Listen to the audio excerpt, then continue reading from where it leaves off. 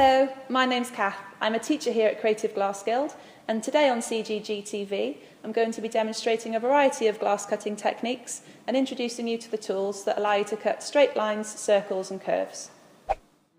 Before you begin cutting glass, it's important to know the different types of glass cutters that are available, so you're able to choose the one that suits you best. Our most popular type of cutter is a pencil grip cutter, which, as the name suggests, is held like a pencil. We sell 3 different types of these cutters at Creative Glass Guild: the value cutter, the Toyo Super cutter and the professional grip cutter. These are identical in terms of how they're used, but the more expensive versions are sturdier and longer lasting. We also offer a pistol grip cutter and a custom grip cutter, both of which are easier to hold, benefiting those who suffer with conditions such as arthritis or that struggle applying strong pressure to their score. The first technique I'm going to show you today is how to cut a straight line. It's a 2-pronged process. You score the glass and then break the glass along that score using a couple of different options of tools and techniques, which I'll show you shortly. The cutter I'm going to be using today is a Toyo Super cutter. We really like these because they've got a really strong head. It's a tungsten carbide wheel, which is what actually makes contact with the glass, and it's a man-made diamond, so it's really strong. And that's fed by oil, which comes down through it, and if you're going to be making a score, it just lubricates it so you're not going to get any splintering. The type of glass I'm going to be using is a 3mm float glass, so that's going to be the same thickness as most glasses you'd use for a stained glass or fusing project, and it's a really good practice glass because it's cheap and it's flat. 2 really important things to remember health and safety wise before we begin. Obviously you're going to be handling glass that's got raw edges, so just be careful and don't run your fingers along them. And secondly, protect your eyes. Put some safety glasses on just to be safe. So I'm going to grab my cutting square, which is going to give me a 90-degree angle on the glass, and then we're going to be cutting the glass end to end. You can't just score part way across the glass because it has to break off somewhere, and if you don't score all the way, it's just going to break off anywhere, so it has to have a whole score to follow. So with just the amount of pressure that the cutter will give me, end to end. And the first method I'm going to demonstrate to break the glass is with my hands. If you can do it with your hands, it's really good to get that confidence going, and also it's the most efficient way to get a clean cut. So I'm going to pick it up. I'm going to put my first fingers parallel to the score with my thumbs pressing on top, and I'm just going to snap it. Okay? The second method I'm going to demonstrate is my grazing pliers. These are really good if you just want to cut a thin strip. They act as your second hand, and they're just going to help you to get a better grip on the other side of the glass as you break it. So just cutting a thin strip, scoring again end to end towards myself, and then with the grazing pliers just breaking that strip off. The third tool I'm going to demonstrate is the cut running pliers. These just allow you to push a little bit of air into the score if you're not so confident with your hands.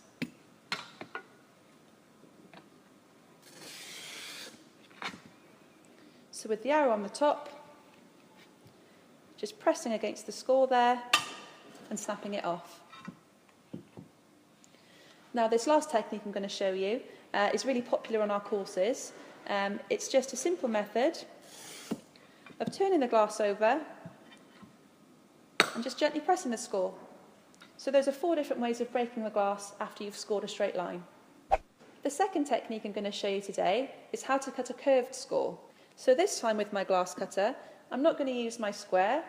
I'm going to use the extra hand to put a little bit of pressure on top of my cutter to help me control where I'm guiding it, because obviously I want to follow the line quite accurately.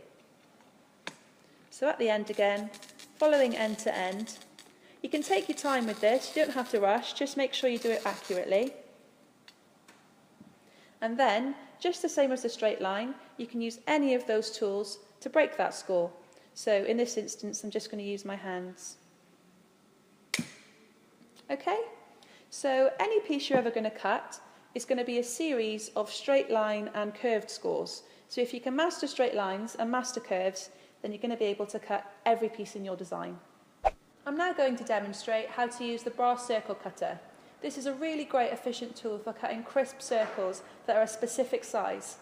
If you wanted to cut a circle with your regular cutter and tools, you could, but it would take a lot longer and you're not going to have nice crisp edges that you're going to get with the brass circle cutter. So what you're looking at here, you've got a suction cup here, which is what's going to attach to the glass in the centre of the circle. And you've got a ruler on this brass part here that lets you choose what size you want your circle to be. The wheel of the cutter is in this part here. It isn't oil fed, so I just need to dip that in a little bit of oil before I begin to lubricate my score. So this is the piece of glass that I'm going to cut a circle out on. I'm going to attach the suction cup to the centre there. Just check I can get all the way around. Great. So I'm just going to go around very gently first of all, putting a little bit of oil on there and just checking that's the size I want it to be. And then I'm going to go round in one score with about 3 pounds of pressure.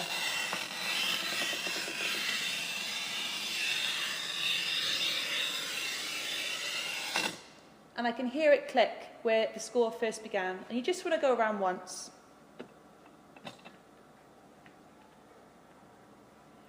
So now I need to start thinking about this score as a series of scores, because I can't break it in one because of the density of the curve. So starting in this corner, I'm just going to concentrate on this part of the curve and follow it around.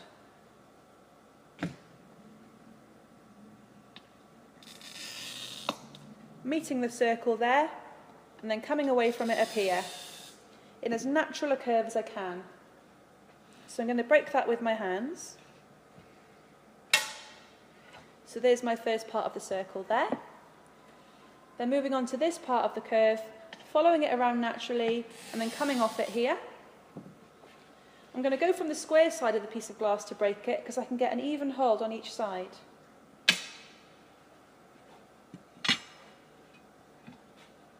Next part of the curve. Again, going from the square side to break it.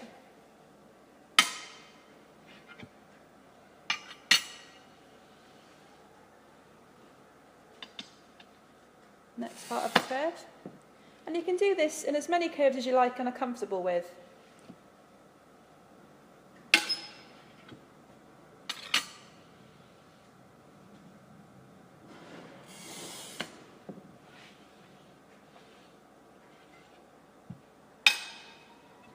Almost there now, just 2 little bits to go I think, 2 more scores, following that curve around. And I haven't got much space to grab that one, so I'm just going to grab my cut running pliers.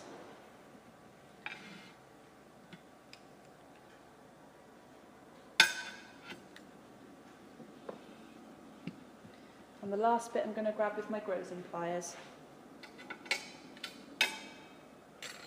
Okay, and there you have your circle. If you've got any nibbly bits, you can just grab those with your grazing pliers. Pull those away with the same motion as you would with a strip when you were cutting a straight line or a curve.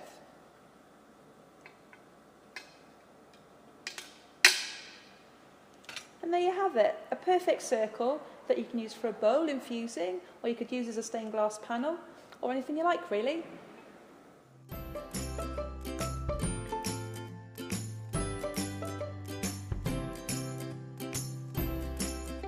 All of the tools I've demonstrated today can be bought in store or on our website at www.creativeglassguild.co.uk.